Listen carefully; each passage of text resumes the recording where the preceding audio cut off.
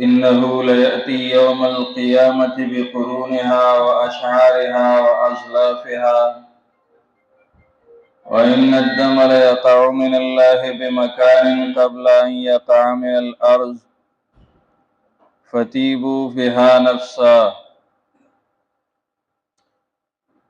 دا ورځې دې ته د ذوالحجې میاشت وایي او په دې کې ډېر عملونه هغه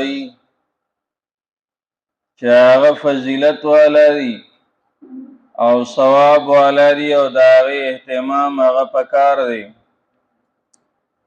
د هغې نه یو عمل هغې ته عمل د قربانۍ وایي. د قربانۍ فضایل هغه په حدیث مبارکو کې راغلي دي. د سنن ترمذی روایت ته عائشہ رضی الله تعالی عنها وایي چې نبی علیہ السلام فرمایل چې د اختر په ورځ باندې د غټ اختر په ورځ باندې د قربانۍ نه یعنی د څاروي د وینې تویولو نه زیات محبوب عمل الله تعالی ته بل نشته.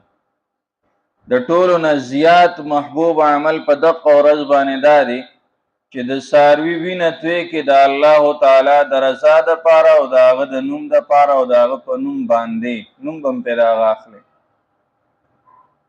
او بیا وایي چې دا به هغه خپلو ښکرو سره د هغه ویښتو سره او دارنګې د خپو هغه چې کوم سومان دي هغه بوټان غوندې هغې سره دا به ټول چې هغه په تله د نیکو کې تللی شي او د هغې ثواب به دقې سړي ته میلاویږي چې چا قرباني کړې ده.